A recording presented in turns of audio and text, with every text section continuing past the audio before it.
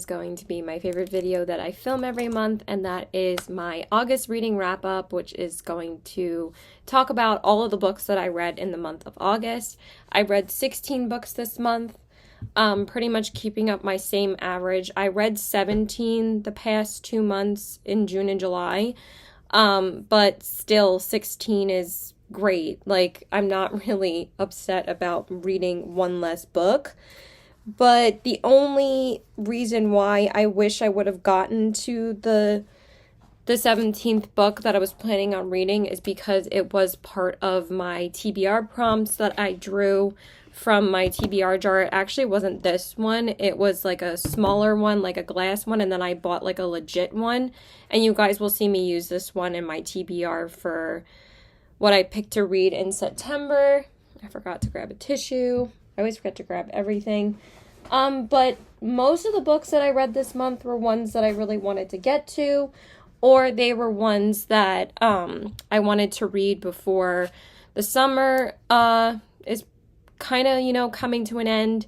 Because honestly, today is September 1st, but also, we're going to have some pretty fallish weather this week. I'm not usually the type of girl that's like, oh my God, it's already fall. But, it's going to be in, the upper 70s this week. It's not really going to get past that. And it's supposed to get, cooler a little bit later on. So, it's not even that warm today, but I'm getting ready for a barbecue. So, because my friend throws a Labor Day barbecue every year. So, let's just jump into all the books that I read. But I just wanted to say that I did finish 6 out of the 7 prompts that I wanted to complete in the month of, the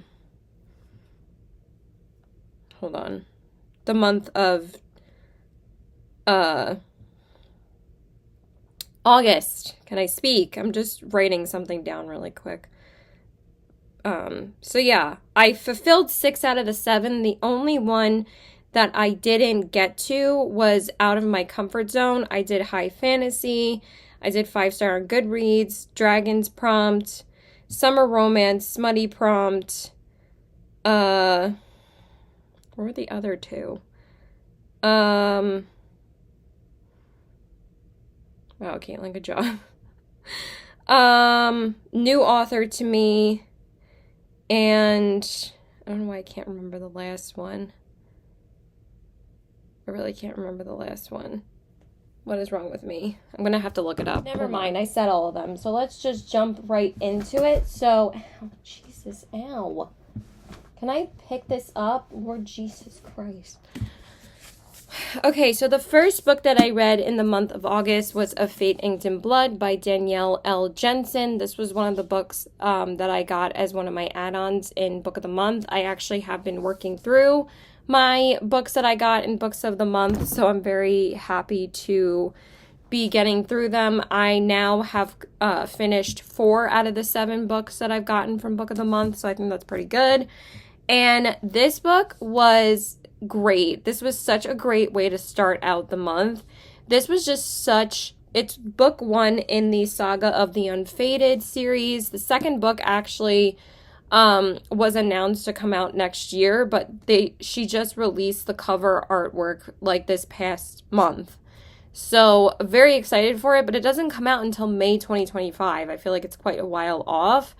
But this was on my list to get done in the month of August because I kept on putting it off, and I'm so glad I got to it this month. It's only 400 pages. It's not really that long. I love shorter fantasy books, and I feel 400 pages is perfect for fantasy books. I feel it's just the right length in order for me to get through it. I gave this a 4.75 out of 5 stars. It was so close to being a 5-star. I just wanted to say my rating before I start getting ready. The reason why I didn't give it 5 stars is that this is a romantasy.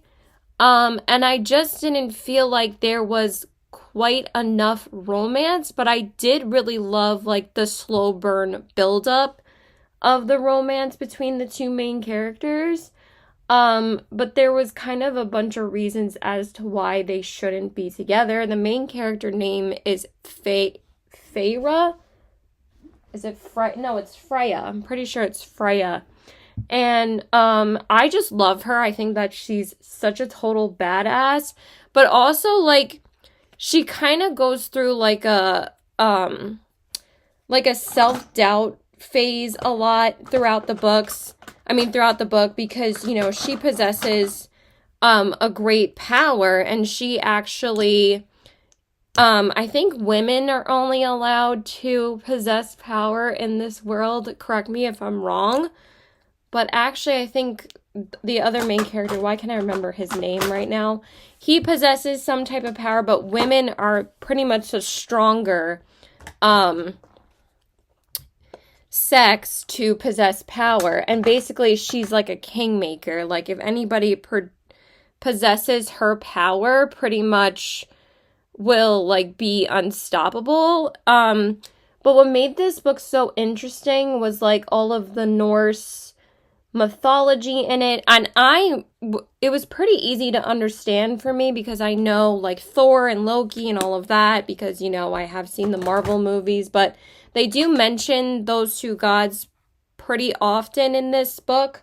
But I just thought it was just so good. There was such good action in this book, and I love the way that she like introduced the action where it just came out of nowhere, like sudden attacks on them, and it would just build up so well, and the action was just so well written. There was really like no cringe moments that I had from her writing. I really do enjoy her writing a lot. I just feel like the romance took a little bit too long to be built up, but I still feel like this is a great read, and I do think that this is totally worth the hype. But she kind of delays the romance. She's like in love with this guy, but she has to delay it because she's actually married to somebody else that she is so unhappy with, and she didn't want to marry him. So a love affair starts taking place, and that's why she delayed it for so long. So that's like the gist of it. I don't really want to go into it too much or I'm going to spoil it, but I just thought it was so enjoyable, and I really, really loved it, and I'm glad that I started off the month with a bang. So that one was my smutty prompt originally, but then I changed it to something else. I ended up changing so many of my books that I did pick for prompts. And I ended up choosing other books that I thought were even better to fulfill them. I did keep like 3 of them, but 3 of them I did change. So I basically just split half and half. So the next book that I read in the month of August was Five Broken Blades by May Corland. I'm so happy that I got to this book too, because this was another banger. I gave this a 4.75 out of 5 stars as well. It was just so good. But these 2 books, like I said, were so close to being 5-star for me. I just want to start doing my makeup as I start talking about that one. But it was just such a fun time. I really did enjoy her writing style as well. I read some really good authors this month, even though I did have the prompt of new author to me. I had pretty much fulfilled that already before I even got to that prompt. I still ended up getting to that prompt, but I still had already fulfilled it reading like a bunch of new authors this month already. I think I only had like 2 or 3 repeat authors this month. What am I wearing? So let's go with, it's a pretty gloomy day. Maybe we'll go with something a little cooler tone today. So anyway, this book is about 5 assassins that basically come together to kill the king, and that's pretty much all you need to know. But it does take place from 5 different perspectives. And like each chapter switches to a different assassin's perspective.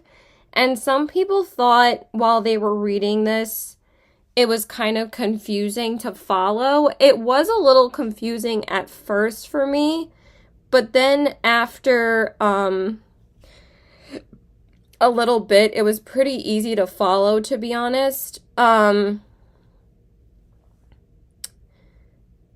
I mostly read this book on my Kindle, actually. I didn't end up reading the physical copy, but I wanted to keep the physical copy because I really loved it. And I don't normally do that, but it was free on Kindle Unlimited. So I mostly read it on there, and I actually chose it to read when I went back and forth to the city one day, and I had gotten up to almost page 100 by the time I got home. I think I read 40 pages, like, back and forth. So I read like 80 pages of it on the train, and it was just so good. I found it so interesting. This was my high fantasy prompt, though, and I really did love all the characters. I thought there was some really funny lines. I really enjoyed, like, basically all of the characters' storylines. She made each of them very interesting. I wasn't really bored at all in this book. I just thought the momentum was, like, I just thought the build-up of each character's point of view was really building up to something crazy at the end, and it really was. And it was just so good. The only reason why I gave it a 4.75, this again was so close to being a 5-star, is that I kind of feel like there wasn't enough magic in this book.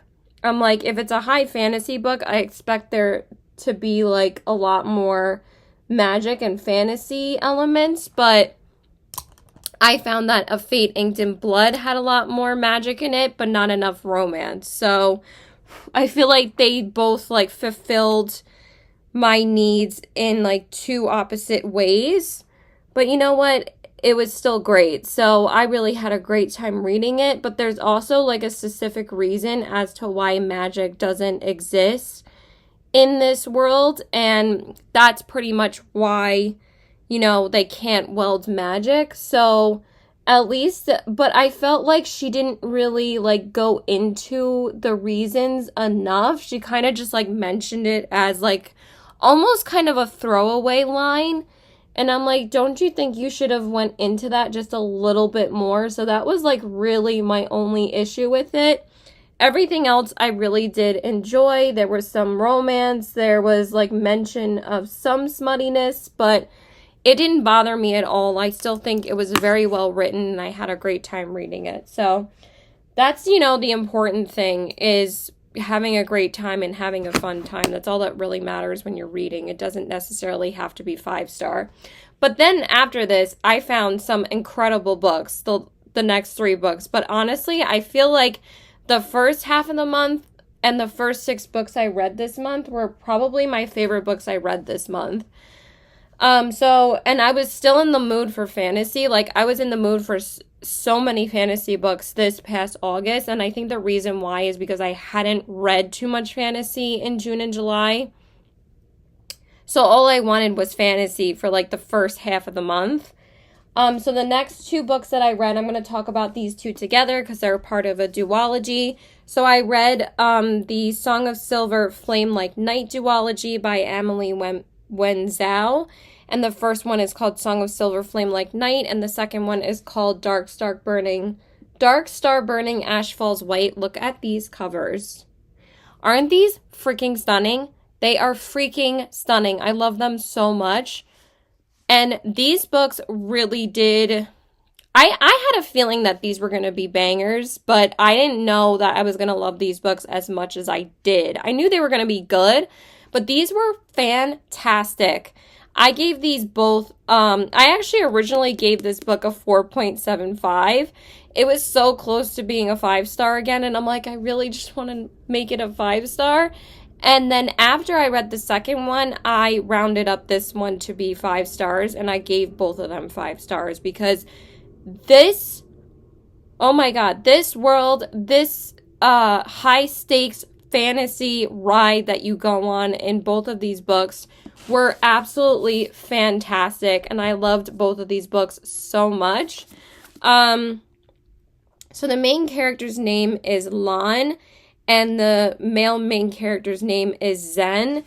And basically, I'll give you the gist of it, but you really do need to read these 2 books together. I would suggest not even taking a break in between these. I really feel like you will only get the full experience of reading these if you read them together, because I just read one right after the other, and honestly, I can see this as like one big long story, but they're only like, this one's like 400 pages and this one is like 350. So this honestly could have been one 700-page book, and I feel like it would have been absolutely perfect. This could have been like a standalone fantasy, but I'm so glad that she broke it up into 2 separate books, because it was just so easily digestible that way. But there was so much magic, so much action. I just loved it so much, and I could not get enough of these. And they were both just so good. I think I'm just going to take the same shade that I used in the crease and put it on the outer corners. I kind of used a little bit of a darker shade that I intended to use in the crease for the defining shade, and I was supposed to go into another one, but it's fine. It's not the end of the world. But they were just so magical. They were such high fantasy. And basically Lan is seeking to save her mother's soul. So her mother was killed when she was younger. And basically the way that the magic works in this world is that people can basically possess a monster,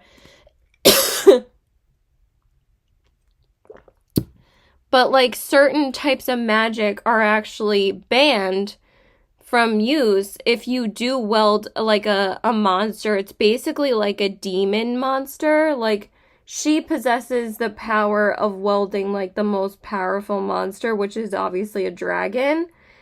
And then she finds Zen in this magic like school, basically, to like practice welding her power.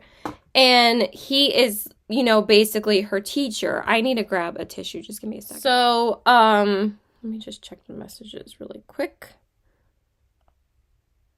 It says it's supposed to rain at 2 o'clock. Yeah, I don't think it's going to be anything crazy, to be honest, but I don't have to be there till a little after 3 anyway, so it's not really a big deal.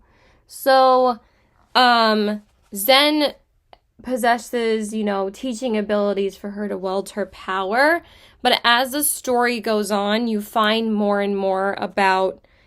out a lot more about Zen and his past, and it becomes like such a beautiful story of, they really do end up loving each other, but it's not like the main plot of the story. The main plot is Lan getting, not revenge, but like justice for her mother. And Lan is pretty much the one that you really are rooting for the whole time. And I just absolutely loved these. I'm not really going to say anything else because that's basically the general gist of it. And in the second book, they're basically building up to another war with the way that the first book left off. But there were 2 wars in both books, and they were both so incredibly well written. I love her writing so much. I kind of want to read more of her work at some point. But I feel like all of these authors' books, I would love to read at some point. But I have like an endless TBR, of course. But I just enjoyed these books so much. I thought they were so amazing. And I honestly ended up switching these 2 books to be my high fantasy prompt instead, because I really did get that high fantasy feeling from these 2 books as opposed to 5 Broken Blades. But they were all such enjoyable reads, and I loved every single one of these books. But after I read the second book, oh my god, the ending is just so tragic, but you kind of felt like it needed to happen, but it wasn't necessarily a happy ending. I was sobbing. It was so sad.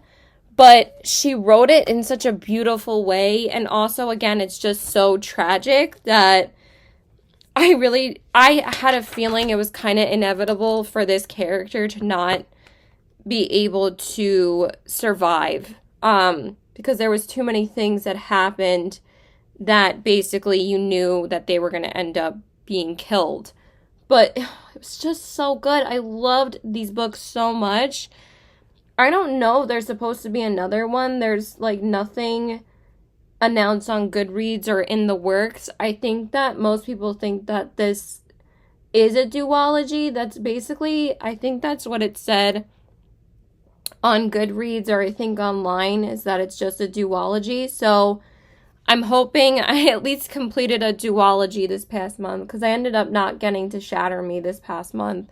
But I'm just so happy that I read these two books because I ate them up. They were just so amazing and so magical, and like the high fantasy I was craving. Oh my god, they were so good.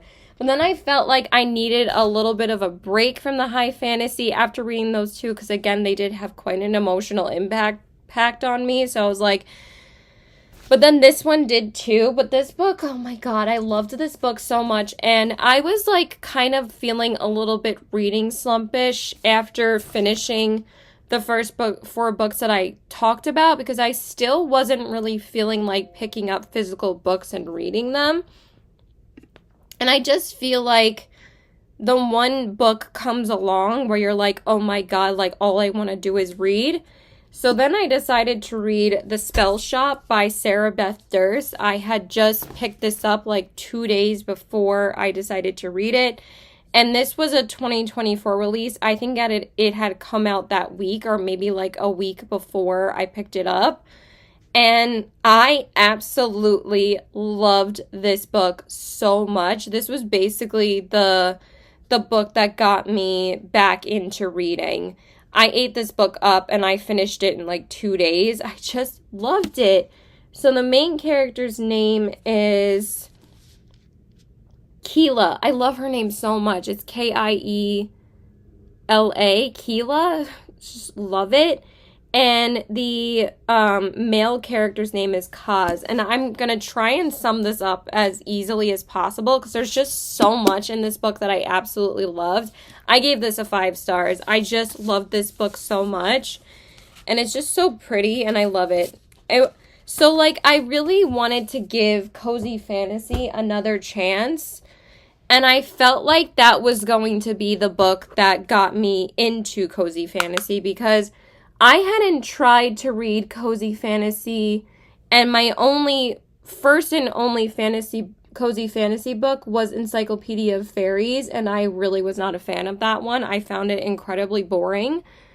But this was so good. So basically, Keela has to run away from the library that she used to work at. And you find out that she's stolen a bunch of spell books from the library. And basically, that's why it's called the Spell Shop, is that she moves to this other place. I forget what it's called. And she basically moves into like her parents' old cottage that they left to her after they tragically died. And she basically has to make like a new life for herself moving to this town. And, well, village, you know, like whatever. Island, whatever you want to say. How the hell did I just do that with my eyeshadow? That looks like crap. So let's blend it a little bit better with the other shade. It's not like my eyeshadow has to look perfect today. I'm literally going to a barbecue, so it's not really a huge deal. But, you know, let's strive to make it look a little bit better, at least. So basically, she meets this nosy neighbor named Kaz. Why am I saying Kaz? And he, you know, it's so funny, like, after she moves into the cottage, she moves in with this plant. And basically, he's like a Venus flytrap cactus kind of plant. I don't even remember what kind of plant he is, but he's a talking magical plant. And I say basically so many times, but whatever. So basically, this plant is pretty much Keela's only friend, because she's like a recluse. And the banter between her and the plant is freaking hysterical. It's hysterical. But also practicing magic if you're not certified to practice it, because she's not a magician. She's not a magic welder. She's just a librarian. It's illegal, and it's also illegal to possess the spell books that she stole, obviously, because she stole them. So she has to like form this cover for herself when she moves to the town, of saying that she's going to start making like jam in order to cover up what she actually wants to give like the town, which is magic. So that's basically what the story is about. Also, the sorcerers have to come to the island pretty much every month to take care of like the magical creatures that live on in this island, in order for magic to not die out, or for it to not be unbalanced.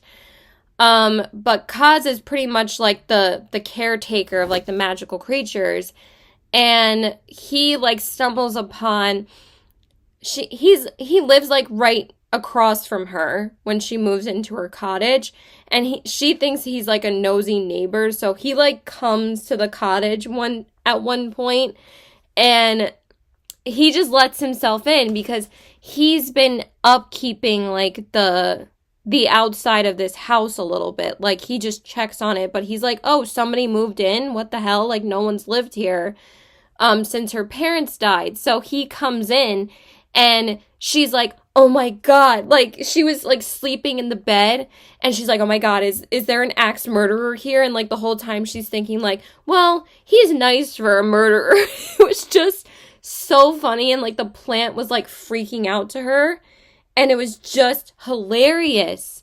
So funny. So I loved it. I thought it was such a good book. I don't want to say anymore, but you know, a romance eventually develops between Keela and Kaz, and it was so sweet and so beautiful, and I cried at the end, like, because I just loved their relationship so much, and I just loved this book. It was so cute. Okay, so then the next book I read was The Revenant Games by Margie Fuston. I really don't know how to say her name. This was actually one of the most recent books I had picked up as well, besides The Spell Shop. And I was just so intrigued to read this, and this was so good. I read such bangers of fantasy books in the first 2 weeks of August, and this cover is just so ridiculously beautiful. And basically this story is about Bly and what is the male's name? Emerson. And Bly's dead sister, Elise. And basically Bly and Emerson have to compete for these vampire witch trials. And it's kind of similar to the Hunger Games, but also I felt like that she made this very unique. And I'm so excited for the second book. I read a lot of first books in series this past month, because most of them did come out this year, and these series just started this year. So I feel like it's not as much of a commitment when you read series as they come out. If there's only one book that has come out, then it kind of feels like you're making a little bit more progression, because you're reading it as they come out. You're not like reading all 6 books when they have already come out, and you feel like that's a lot of a commitment for you to read them. So I just loved this. Basically, Bly is competing to hopefully bring her sister back, but there's a twist at the end that I did not see coming at all that was so freaking good, and now I cannot wait for the second book. I'm 100% reading it when it comes out next year. I'm so excited. But this was so fast-paced, and it was like over 400 pages, and I finished it in a day. That's how fast I read this book, and also, like, I could not wait to see what happened. I also listened to some of this on Spotify Premium, because you do get listening hours for Spotify Premium, and I really loved the narrator's voice as well. But anyway, basically, if you compete for the vampires, you And if you win, you get immortality. And these are humans competing for the vampires and the witches. Like, there's no other, like, vampires, really. Unless you're going to be cursed to become a vampire, you can compete because you're still, like, developing, but you're still considered human. Like, Emerson basically was cursed, and I think he's going to become a vampire at some point, but he was still allowed to compete. Because I think it takes, like, a year in order for them to become a vampire. Just, like, the concepts were so cool. And if you compete for the witches, you have them basically raise somebody from the dead for you, and they wanted that to be Elise. And it was just so good. It kind of gave me Hunger Games, Serpents of the Wings of Night vibes mixed with Cruel Prince. And it was just so good, like with the sudden death of her sister and like her parents always thinking that she was kind of second best to her sister because Bly never really wanted, and I really loved her character. Just like she just loved her sister so much, and all she ever wanted to do was bring her back. But also, she never really wanted the life of working for vampires and witches. She just wanted her own life, and she wanted to like walk away from it all. So and eventually she does develop a romance with a vampire, and it's just so good. I absolutely loved this book, and I would suggest this to be such a good YA book for younger readers, but also it was so incredibly fast-paced that I also feel like people like my age will find this extremely entertaining and just easy to read. With like, sometimes you just want an easy fantasy book. You don't want something that you have to be too invested in. You don't want to use like too much brain power, like figuring out the magic system and the world building. This was just so easy to get into, and I loved it. It was so freaking good. Again, this was so close to being a 5-star for me. I might honestly make it a 5-star because I loved it that much. But I think it was just because, I mean, I did think about it when I was done with it, and I really loved the characters, but I think the reason why I didn't give it 5 stars is because Emerson was such a dick to Bly. It was kind of fucked up when you find out. It was pretty fucked up, honestly. So that was the only reason why I didn't give it 5 stars. It was still so good. Bly loved Emerson, and he treated her like shit. So yeah. So the next book that I read in August was Meet Me at the Lake by Carly Fortune. A lot of people seem to hate this book. I didn't hate this. I just didn't really feel anything towards this book after I finished it. I thought it was kind of boring, to be honest. But I wanted to get Carly Fortune's books done in August because these were my summer romances that I wanted to read, and I was kind of in the mood for a romance finally. And this one, the main characters are Fern and Will. I gave this, I think, a 3 stars, maybe a 3.25. Like, I read it, but I wouldn't really recommend it because I just thought it was okay. I didn't think it was that great. Basically, Fern works for this inn for her mother, and her mother tragically dies. And she is kind of torn as to whether or not she still wants to work for the inn or if she wants to fulfill her dream of opening like a coffee shop where she lives. That's basically it.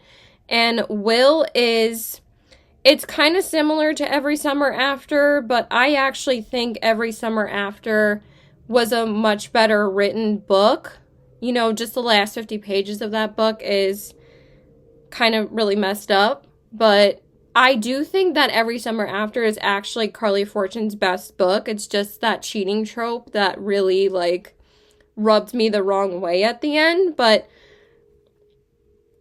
just this. And Will is basically like this I don't know if he's a realtor or like he's some type of, I think he's an accountant, and basically he works for Fern, because he doesn't live in the same place as her, but they like kind of grew up together and he moved away and now he comes back to like help her maintain the inn, and he said that he would work with her because he promised her mother that he would.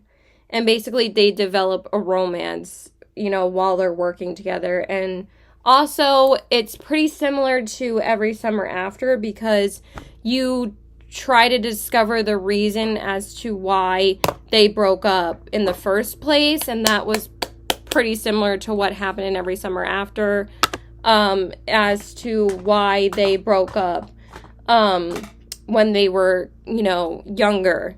So, but honestly, it was still kind of boring to me. It was just okay. But I don't hate this book. I really don't hate it. I just don't really I'm kind of indifferent to it. I'm like, okay, I read it, and that's about it. That's really all I feel about it. I just didn't think it was that great. But I wouldn't say I hated it. Okay. Now let's talk about the next book. I'm just trying to set a little bit. I'm also getting really hungry, actually, so we're gonna go to Target first to pick up some snacks like we always do, and some drinks. Okay, so the next book that I read sorry, my dad's mowing the lawn. I don't know if you can hear that. So the next book that I read is Catherine Center's Happiness for Beginners, and this one was actually one of my prompts for the month of August, which was 5-star on Goodreads. So basically I scroll Goodreads, and whatever book that I either haven't read or wasn't a second book in a series, I would choose. So actually the first book that I had saw that was rated 5 stars was this one. And what was so great is that I was planning on reading this book anyway because I had just read my first Catherine Center book at the end of July, which was Hello Stranger, and I absolutely adored that book. So I really did want to read more of her work anyway, and I'm actually going to be working on reading her entire backlist, hopefully before the year is over, but at least I have another one of her books on my TBR already for September, but I'm pretty much like probably just reading one book a month from her. I don't think I'm going to be able to read any of her books next month for my October TBR because that one's already set. But I really loved this. I thought this was so good. I gave it a 4.25 out of 5 stars. I really was getting that 5-star feeling from this until like basically the last maybe 60-ish pages. I really loved it up until that point. So the two main characters' names are Helen and Duncan, which I hate that name Duncan, but whatever. We will go past that. So basically, Helen is a recent divorcee, and basically she's just trying to rediscover herself. So she feels like if she goes on like this grand like hiking adventure pretty much, that she thinks that she will reinvent herself or find, happiness for, being so down and depressed for so long about her failed marriage. So she ends up having to go with her younger brother's best friend named Duncan. And her younger brother has always been kind of like a screw up. He's not really like the best, kind of. Is that his name? Duncan. No, Duncan is her younger brother's name, but what is blah blah blah blah blah blah blah bloop? Jake. Jake is Duncan's best friend. So Jake ends up signing up for this hiking trip as well, but she doesn't know that until she's going to go, and she wanted to drop off like her dog for Duncan to take care of while she was going to be on this hiking trip, because it was like a 3-week commitment. But what's so funny about this is that, people always like talk this bullshit of like reinvent yourself and blah blah blah. So she thinks she's gonna have some like life-changing experience doing this. But also she didn't know that Duncan was going. So basically when she comes to, if that Jake was going, but basically when she comes to Duncan's house to drop off her dog, Jake is like waiting outside of the house and he's like, hey, can you give me a ride to this? And she's like, what are you talking about? He's like, I signed up for this hiking thing too. She's like, no, you didn't. And basically they spend like one night together in the hotel that they stay at because she ends up giving him a ride and they have to go on like a road trip together. It's like a 1.5 day ride. And, you know, they try to entertain each other. But basically when they stay in this hotel, they end up kissing. And, you know, Jake ends up like telling her that he can't really get involved in this. So they end up like not wanting to talk to each other for pretty much the rest of the ride and almost the entire hiking trip. Because also Jake is way younger than her. Like she's in her mid-30s and he's like he's like 22. So there's like a 10-year age gap, which I have like no problem with because I thought it was just, you know, again, Catherine Center's such a good writer. And that's basically like the gist of this whole story. There's just like so much backstory to it. But I really enjoyed it. I just found that the romance just fell a little bit short for me at the end. And I think that's the only reason why I didn't get that 5-star feeling. And also pretty much after the hiking trip was over, I feel like it didn't have to be another like 60 pages after that. Like I feel like it could have like just been wrapped up way faster, but it was still so well written. I really do love her writing and I can't wait to read more of her books. So, okay, let me just finish my mascara. I think we only have time to possibly talk about 2 more books before I have to get changed and get ready for my friend to be here because he's going to be here first. Or maybe I'm just going to finish my makeup. But I'm going to talk about 1 or 2 more books before I have to go. But I don't think I'm even going to finish my makeup in this video because I don't really have the time. God. Why is this mascara getting underneath my eye? Jesus Christ. That is so annoying. I'm just going to put a little bit more concealer on. Okay, so let's talk about the next book while I'm struggling with my mascara. So the next book I read was Of Jade and Dragons by Amber Chen. And this was actually going to be my birthday read because that was my birthday weekend when I finished Happiness for Beginners. I had finished that right before the day that I was going to celebrate my birthday, and I knew I wasn't going to have that much reading time that day because I knew I was going to be gone like the entire day because we went to New Jersey. But I did start listening to this on Spotify Premium on that Sunday morning because I had to be up at like 8 a.m. in the morning because we had to leave at like 9. And I gave this a 3.25, I believe, out of 5 stars, or maybe it was just a solid 3. And I'll tell you why this book just fell short for me. So I was really excited to read it. And the main character's name is Ayui Ying. And she basically has to compete in these trials again where she wants to become like a engineer. And I just found that this story was a lot more based on the engineer side of things rather than dragons. And honestly, the dragons element in this was lacking significantly for me, and that's why I just really wasn't that interested in this story as I read it and as I progressed with, you know, reading more of it.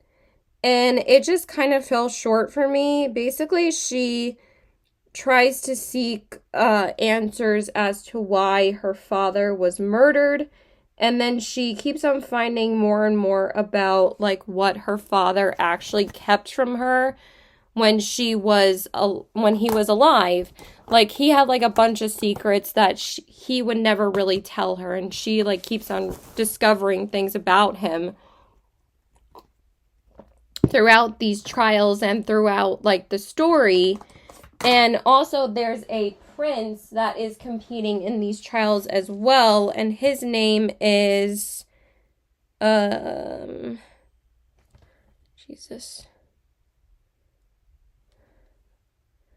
My friend is already on his way, so I think this is going to be the last book that I'm able to talk about. I'm not going to be able to talk about any more books. And he is involved in the trials as well, but also since she is female, she can't really reveal that she's female because females are actually not allowed to compete in these trials. So a lot of people say that this is kind of like a similar retelling to Mulan, and it does have those elements. And I do really like her writing style, and I did enjoy this, but not enough for me to be like obsessed with it. It is the first book in a series, and I'm definitely going to read the second one, I think, when it comes out. But it just kind of fell short for me because there wasn't really any dragons in this. And even the dragons that are in this aren't real dragons. And they don't even come up in this book until like the last 30 pages. Like there is a mystery element to it as to why dragons aren't in this story, and then you find out why, but it kind of fell flat for me because then at that point I didn't really care. So now I have to go and finish getting ready, so I will just talk about the rest of the books tomorrow because I'll have a lot more time to discuss them then, but at least we talked about the majority of them, so bye. Actually, we're going to be a rebel and we're going to talk about one more book because I do have time to talk about one more. So the next book that I read in August was This Summer Will Be Different by Carly Fortune, and I gave this one a solid 4 stars, and this book is about Lucy and Felix. And Lucy is basically, and her best friend's name is Bridget. So Felix is Bridget's brother, and basically, Bridget tells, Lucy that you can't fall in love with my brother. And she ends up falling for her brother. And that's basically the whole plot of this book. Like, there's not really much to this story. Again, I feel like it was kind of a combo of, why can't I find the blush I want to use today? There it is. You know what? I just want to use this one, actually. We're just going to use the Blend Bunny one. I'm just going to use the neutral blush in here because I love this one so much. I'm just going to use just a touch. So she tells her there's like 3 rules. Don't fall in love with my brother. But she ends up, falling for him, and they end up like hooking up basically. But she also like doesn't want to tell Bridget that this happened because, she doesn't want it to ruin her friendship. But also like Bridget is pretty much like the closest person to Lucy in her life because Lucy doesn't really have her parents' support for like anything that she does, and they pretty much like favor her brother over her. But like kind of the way that Lucy talks about Bridget in the book is a little bit too overly affectionate. Jesus motherfucking Christ. Hold on one second. Okay, literally nothing important. But she, like, always talks about, like, I love her so much and blah, blah, blah. Like, she almost sounds a little bit lesbianic. Like, I don't want to be rude, but it's almost in a way where it's like, is she, like, in love with her? Or is she just expressing her affection in a very affectionate kind of way? It's just like was a little bit weird. Like, not that I have any problem with that, but like that wasn't the reason why she was explaining it that way, but it just came off a little bit weird. But anyway, So she doesn't live like where Felix and Bridget do, and they all keep on saying that she needs to come back to this island because they think that she'll just be happier there. And that's pretty much it. Like, just deals with the struggle of Felix and Lucy trying to figure out whether or not they're going to be together. And that was it. It was good. It wasn't anything to write home about, though. I really did enjoy it. But I actually thought that this was going to be my favorite book from Carly Fortune. And I still feel like Every Summer After was her best book. But I'm also glad that I finished all three of her books this past summer because I really did want to read them. And this summer will be different was my summer romance prompt. And before you guys yell at me, my summer romance prompt was supposed to be It Happened One Summer by Tessa Bailey. And guys, I tried. I really did try to read that book. I got 70 pages into it before I DNF'd it, and I really have never really DNF'd books. The only books I really do DNF are pretty much on Kindle. I feel so guilty about DNFing physical books. But I will DNF Kindle books, especially if they're on Kindle Unlimited. Then I really have no issue about DNFing them because I didn't spend any money on them. And I just found it so cringe. I could not get through that book. I tried, you guys. I really tried. But that's why this summer will be different. Replace that because I could not read it. It was just such horrible dialogue. And I'd rather read another Allie Hazelwood book than give Tessa Bailey another chance. Because honestly, like, again, I could not even do it. So I'm sorry, not sorry. And now we will talk about the rest of the books tomorrow because now I really don't have any time. So bye. Oh, before I talk about like the other books that I read throughout the month, I just wanted to say that the only prompt that I didn't end up getting to was Out of My Comfort Zone. And the book that I picked for that was Heaven Breaker. I forget what the author's name is. Let me just pull it up really quick. I really did want to read this book in August because I was going to be able to read it on my Kindle because it is available on Kindle Unlimited. Why isn't it coming up? I don't know why it's not coming up on Goodreads, but it's called Heaven Breaker. I think her name is Sarah Wolf. And originally I had bought the physical copy, but then I saw that it was available on Kindle. So I actually went to Target and returned it for store credit, and then I ended up buying the Spell Shop with that credit, and then I read the Spell Shop like not even a week later after I bought it because I really wanted to read that book. So I think that's why I didn't get to Heaven Breaker because I ended up reading Spell Shop and the Revenant Games instead because those were like two more recent books I had bought recently. And also I just thought they were both so good and they sounded so good and they were so easy to finish. But I'm hoping to get to Heaven Breaker. I don't know if I'm going to get to it until like November though. Maybe I'll have the urge to read it in September. But like I said, pretty much my TBR is set for this month, but we'll see. But I really did want to get to that. So that's why I finished 6 out of the 7 prompts. But that, I did pick a 7th one as like a bonus one, but I did end up finishing that one because that was the 5-star on Goodreads prompt, which was the Happiness for Beginners by Catherine Center. So I finished the smutty, the high fantasy, dragons, 5-star on Goodreads, summer romance, and new author to me. I just didn't get to Out of My Comfort Zone. So 6 out of the 7 is still pretty good. So yeah, that's all I wanted to say. And also, I didn't get to Neon Gods, which was the one I originally picked for my smutty prompt, and then I changed it to A Fate Inked in Blood. But then I thought Beautiful Villain was even more smutty, so I just changed it to that one. And then I also, what else was I going to say?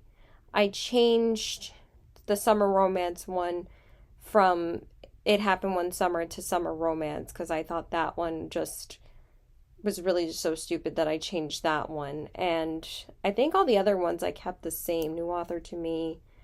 And that's it. I already explained it in the video, so I don't have to go through it again. So yeah, let's get into the rest of the other books. Okay, so hey there guys. So it's the next day, but I did want to finish talking about the rest of the books that I read in August, and I read 6 more books. I talked about, reading 10, and that's all I had time for to talk about yesterday. So let's jump into the last 4 physical books that I read, and then I also read another book on Kindle and 1 audiobook. So I just wanted to say before I get into the rest of these that I did read of Jane and Dragons to fulfill my dragons prompts, because I did draw that from my TBR jar. So then I had, I think, fulfilled 4 prompts at that point out of 6.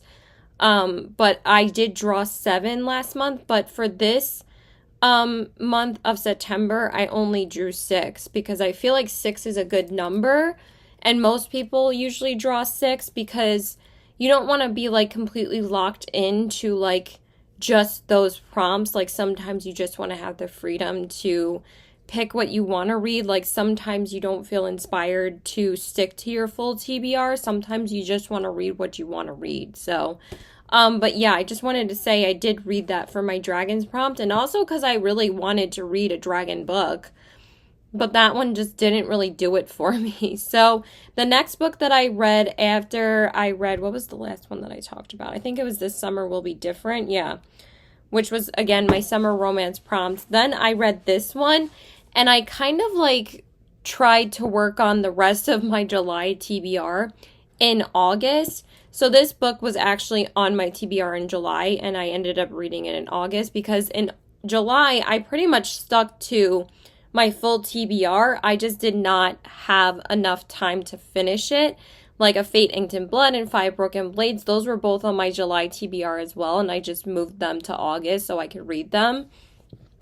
But this one was also on my July TBR, and so was This Summer Will Be Different and Meet Me at the Lake, and then I just ended up reading them in August. So this one is My Roommate is a Vampire by Jenna Levine. I read this so fast. This book was freaking hilarious. So the 2 main characters' names are Frederick J. Fitzwilliam, and the female main character's name is Cassie. And basically, Frederick sends out like this ad for him to have a roommate live with him. And Cassie sees this ad, and she's like financially struggling. She needs like somewhere to live because her living situation isn't really the best. So she sees this ad that Frederick puts out, and she sees that he's only charging like $200 a month. And she's like, that is literally unheard of in New York City. Like, obviously it's expensive as hell. So she sees the ad, and she decides to respond to it, and she says that I would like to see the apartment, and I want to know. She was like pretty curious as to why he was not really charging that much money for it.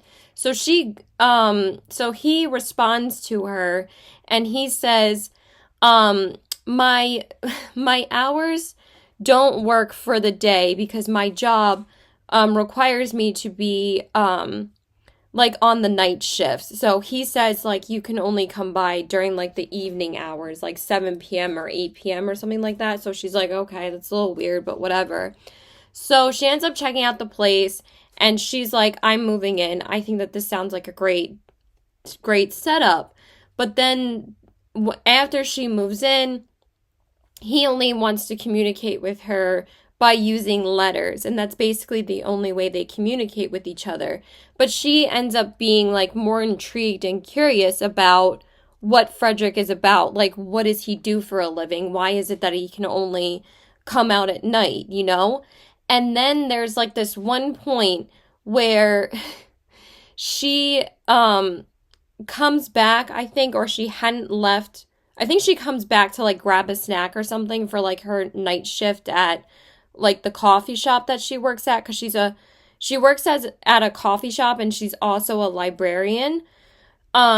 so she comes back, and all of a sudden she like sees in the refrigerator, because she's about to grab like a snack out of there, there's like pints of blood in there.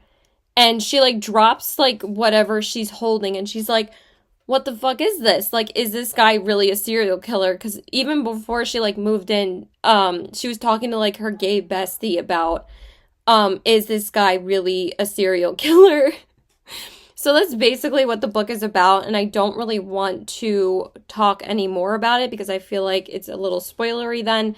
But basically they develop a romance, and she does discover that he's a vampire, and it was literally freaking hysterical. I think I gave this a 4.25 or a 4.5.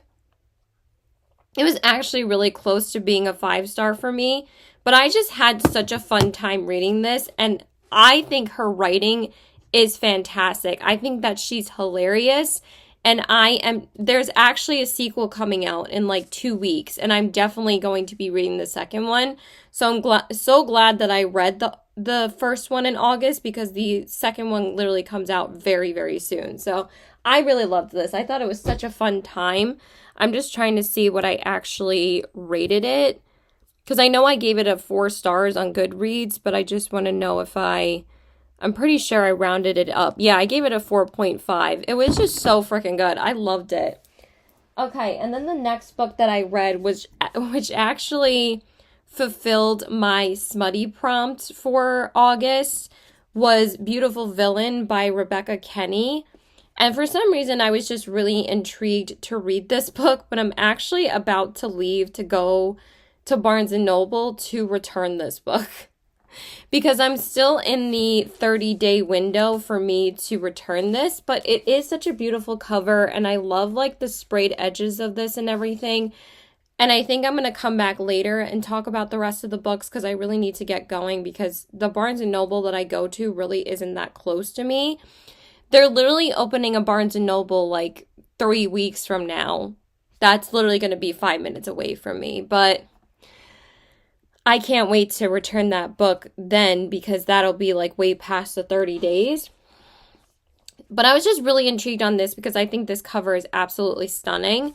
So basically, this is a Great Gatsby retelling with vampires. And that's basically all you need to know. And Gatsby is basically like this gajillionaire that, you know, he disappeared when he was a kid, and he comes back to the town that he grew up in, and basically he has like this huge mansion, and he keeps on throwing all of these like extravagant parties for the people that live in his town, and basically like everybody wants to be invited to his parties. And the other main character's name is Daisy, and the main character's name is Jay Gatsby. And she has been, you know, struggling as to why Jay left her when she was a kid.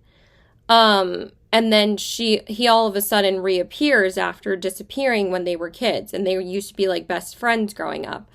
And she discovers slowly that he has now been able to generate vampires scientifically, and he becomes a vampire himself. But she also possesses this gift that I thought that it was the reason why she got this gift was because she was becoming a vampire herself, but he actually hadn't turned her yet. And she apparently has this gift that was generational in her family, that she can basically convince somebody to do anything. Like, she can control people. And that's basically what this book is about. It was okay. It wasn't terrible, but there were some parts where I was like, this is really cringy. So I basically felt like it was Twilight meets Great Gatsby. And that's how I felt. They even made references to Twilight in this, like making fun of it, which I thought was pretty funny. But there were some parts where I was laughing, and there were some parts that were a bit more intriguing. But overall, this book was not that great. So I think I gave it like a 3 or like a 3.25. I don't think I'm not really sure if I rounded it up. I don't think I did. I think I just gave it a 3. Yeah, it was just a 3. I was like, I kind of felt the same about this as I did about this Meet Me at the Lake. Was okay, I read it. It was just a book, but I wouldn't really recommend this to anyone. And also this book was really, really smutty. There was like some parts that I was like, okay, I feel like it's a little bit, it's not like overkill for me because I can take any level of smut. I don't really care, but almost at some point it was like getting a little bit boring at that point because I was like, I kind of wanted something more magical to happen, and I was still like in a fantasy mood, but honestly, this didn't really scratch my itch to really make this like a good fantasy book at all. It was just okay. I thought My Roommate is a Vampire was way better when it came to like explaining how vampires were and everything. This just didn't really do it for me, and I didn't really want to talk too much more about My Roommate is a Vampire because I don't want to spoil that because I really think you should read it. But I'm going to go right now, and then I will talk about the other 4 books that I had that I read in August after I get back from Barnes & Noble. But I just wanted to say that some people are giving My Roommate is a Vampire such unwanted hate because the author is a debut author, and they're rating it low on purpose just because she's a debut author. And these are from people that haven't even read the book. And I'm like, I left in my review, I'm like, why is it that people are giving this book unwanted hate? Would you give your favorite author a low rating just because it's their debut novel? Everybody has to start somewhere. So I just thought that was ridiculous. I'm like, this book is great. Like, if you read it and you didn't like it, that's different. But, like, don't just give it hate just because it's a debut novel. I'm like, are you serious? I'm like, this is what we're hating on now is people wanting to become authors, and you're going to hate on them for starting somewhere. Like, I just thought that was a little bit ridiculous. So yeah, I'm going to go now and I'll be back. Okay, so I'm back from Barnes & Noble already. That only took me like an hour. I am actually really surprised, probably because I really didn't spend any time at Barnes. I already knew the books that I wanted to get to exchange because I was taking back those 2 books. I wanted to exchange them for other books that I wanted. And I just got them 1, 2, 3 and got on the line and left. And I just picked up a smoothie from Tropical Smoothie. And that was it. So let's go ahead and talk about the last 2 physical books that I read. So pretty much I just wanted to get my summer reads done in August, and since it was the last week of the month, I really just wanted to read the 2 other summer books that I had on my list and my 2 other physical summer books that I owned. Because if I didn't get to them by the end of August, I really probably was not going to read these at all until next year, and I really did not want to wait until next summer to have a book sitting in my room for a year.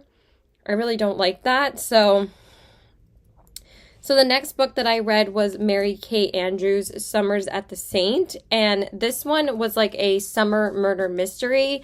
It basically gave me like White Lotus vibes, and I did find this very interesting, and I really do like Mary Kay Andrews' writing. So there's actually a bunch of main characters, but really the main character is Tracy. And the main male character, I don't know why his name isn't listed in the synopsis. Basically, Tracy is the owner of the Saint Hotel. And basically, there's like these shocking, there was this shocking death back in like 2002 where this 8-year-old boy ended up being killed because everybody thought that he drowned. But it turns out that that's not really why he died. It was actually an adult gave him something in order for him to actually be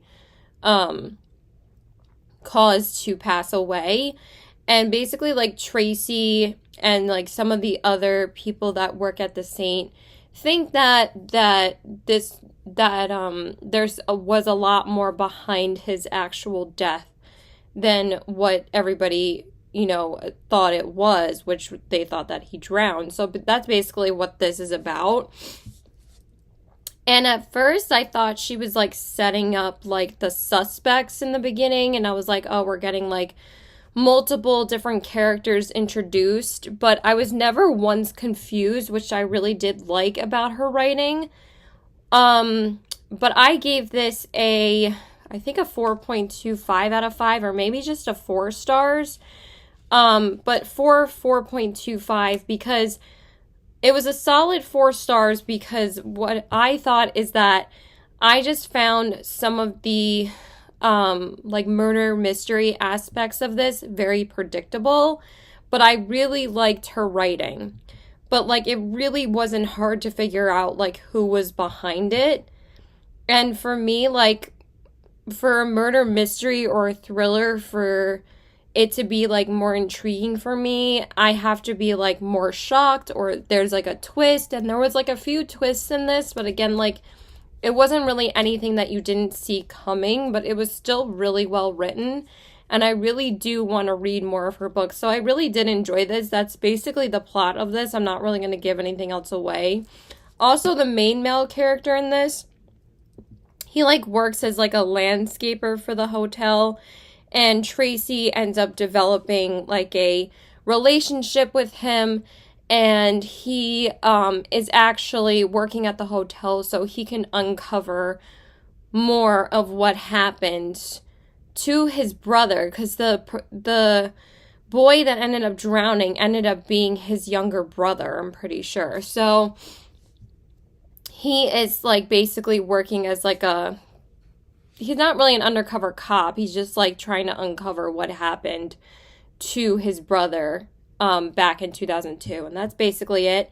And then like Tracy and the other characters in this book all think that there was much more behind what happened, and then you slowly uncover like more things and find out more about why this happened. And then also another character ends up being mistakenly killed, and like maybe like after the first 100 pages in this, but they had another target, but they ended up killing someone else mistakenly, and they ended up drugging her at like this party that the saint had.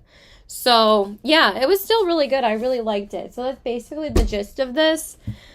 Okay, and then I think I had just finished my, I think I finished this before I finished my audiobook. So the last physical book that I finished in August was 15 Summers Later by Rianne Thane. And this was actually my new author to me prompt, but honestly, I had already fulfilled that prompt like 4 or 5 times over, because I had never read Mary Kay Andrews before. I never read Jenna Levine. I never read Rebecca Kenny. And I never read Amber Chen or Emily Wenzel or Danielle L. Jensen or May Corlin. So I was reading a bunch of new authors this month. Pretty much the only repeat authors that I read this month was Catherine Center and Carly Fortune. And that was it. Like pretty much every other book that I read were new authors to me.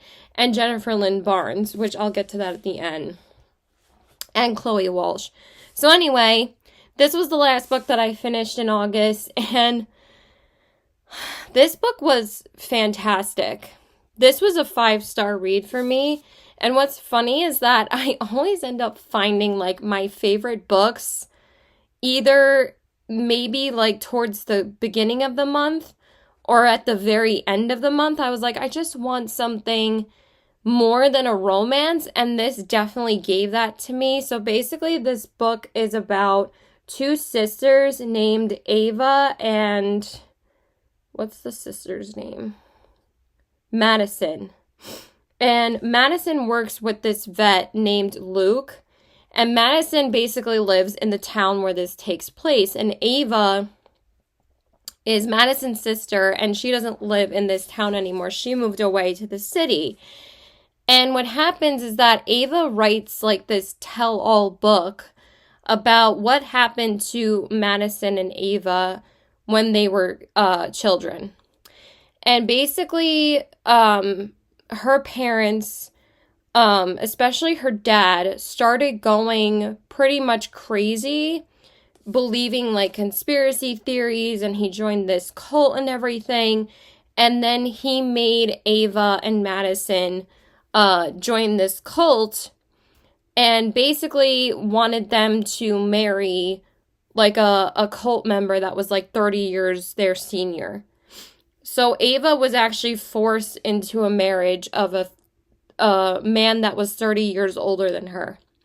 And basically, Ava's book is a tell-all of what they experienced in the cult, and they basically had to escape running for their lives. So Madison is upset that Ava wrote this tell-all book, and they basically have never been able to reunite their sisterhood because she is so upset that she wrote this book. And she's like, why did you write this book? I don't know why you wanted to delve into the past again. Why couldn't you let the past be the past? And Madison has always pretty much been in love with Luke, and a romance develops between the both of them.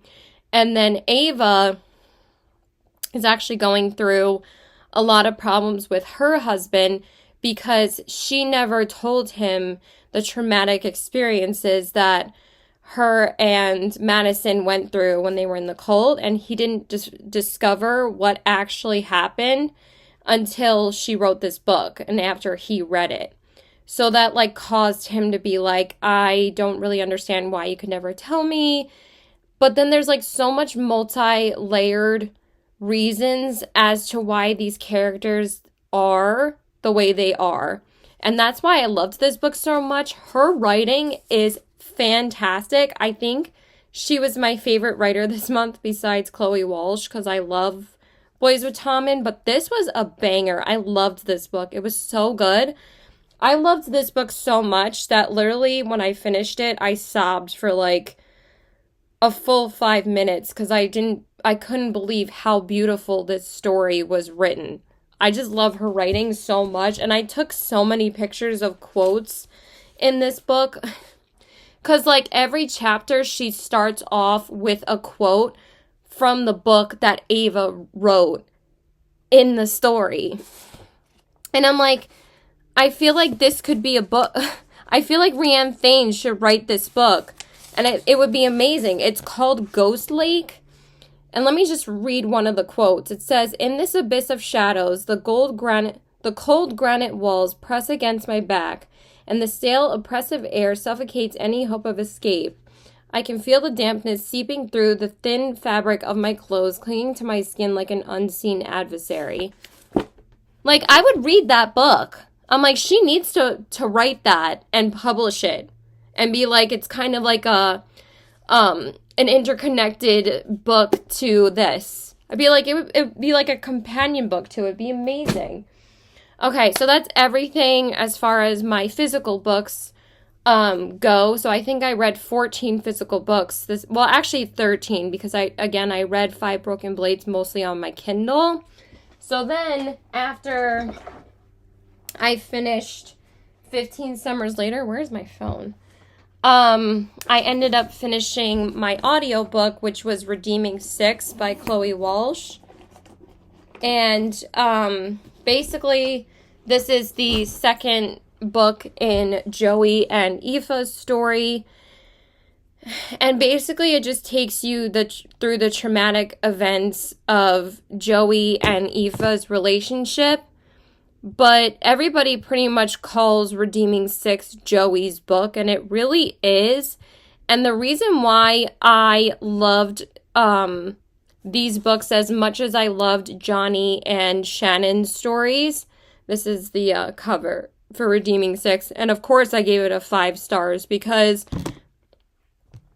I love the way that Chloe Walsh writes in tandem events. Basically, like, she will tell you everything from Joey's perspective, but she'll add so many scenes that were like going on at the same time as what was happening in Shannon and Johnny's books, where you would get this whole scene that happened from Joey's point of view, but it was a completely different event that happened before a certain event happen in Binding 13 or Keeping 13. And that's why I love these books so much more than the Daisy Hates books and Magnolia Parks, is because the Daisy Hates books also take place in tandem of the events that happen in the Magnolia Parks books, but it really doesn't add anything to the story for me, and I don't really care about Daisy or Christian or why can't I remember the other guy's name? Christian, Daisy, and oh my god, Daisy's brother. What is his name? Leave it in the comments. But anyway, it's like all repeat dialogue though, just from different characters' point of view. In Chloe Walsh's books, they're completely new scenes. And you'll get so much more backstory as to why Joey was struggling so much, and you get so attached to his character. It is heartbreaking. I loved this book so much, but there was some points where I literally had to stop it because I'm like, oh my god, it's just so heartbreaking to listen to Joey's point of view with his struggle with addiction, with his struggle with alcohol, with his struggle to always take care of the family because his parents were totally inept to take care of their children. Joey always had to be the adult in the house, and basically he turned to drugs because he couldn't take the pressure anymore. He needed something to cope with everything and to take the edge off. So, I could go into these books for forever, but that's basically the gist of it. I love this series so much. It covers so many heavy topics, and I don't think that these characters are too young for what they're going through in this, especially like the smutty parts. Yes, this one was a bit more smutty than the other ones, but at the same time, you understand why they've gotten up to this point. And there's like so much backstory to these incredible characters that Chloe Walsh has written. You really just feel like they're real people. And I would 100,000% recommend the audiobooks. I love the audiobooks so much. They are amazing. So that's all I'm going to say about Redeeming Six, because we'll be here for forever. And then the last book that I finished in August was the Grandest Game by Jennifer Lynn Barnes. And I bought this in the beginning of July because I believe it came out like July 2nd. And this was basically the spin-off book to the Inheritance Game series. And I read the Inheritance Game series back in April. So I was very excited for this to come out. And I bought it as soon as it came out. So I just bought it on my Kindle because I knew I wasn't going to buy the physical book. And I read this throughout the month, so I only had like 150 pages left to read, like the last 2 days of August. So I was just like, I'll just finish this because I'm already almost 60% into it, and I'm not going to start a whole nother book right now. So I just decided to finish this, and honestly, it really wasn't that good. I found some of the dialogue to be incredibly cringy. So basically at the end of the Brothers Hawthorne, like Avery and Rowan like sent, oh my god, I can't remember the other brother's name, but basically her lover set up this game called The Grandest Game. But like, honestly, I thought this was so choppily and very sloppily written. I thought it was very cringy. I didn't really care about the events of the game, and honestly, some of the puzzles that she wrote about were just flat out stupid. Like, I just felt like she kind of like threw this book together, and not in a great way. Like, it just felt like the main character was way too much of a repetitive repeat of Avery in the Inheritance Games. I feel like she was trying to make her just almost the same story as Avery, and it didn't really work for me. I was like, I don't need a repeat of the same story. And then, like, basically it's just the events of the games, and it takes place from like multiple different characters' points of view while they're in the games, and it wasn't confusing to follow because at least like I can say about Jennifer Lynn Barnes' writing is that it's incredibly easy to follow and it's incredibly fast paced. So not really, it didn't really take me any time to read this book, but like I just didn't feel excited about reading this. And I just really just wanted it to end. So I just gave it a 2.75 out of 5 stars. So that's pretty much the lowest rated book that I read this month. But I'm still going to read the second one when it comes out next year because I still really enjoy her writing. I hope the second one is better than the first one. And yeah, that's pretty much it. I don't really have anything else to say about that book because this video is way too long already. So I hope you guys enjoyed this video. Please like and subscribe. Follow me on my Instagram at CW819 and check out my Poshmark at the same handle. Hopefully I did a good job following my TBR this past month. And yeah, let me know if you're inspired to read any of these books or if you've read any of them and what you thought of them. Please let me know. And I hope you guys have a great day. Keep reading. Bye.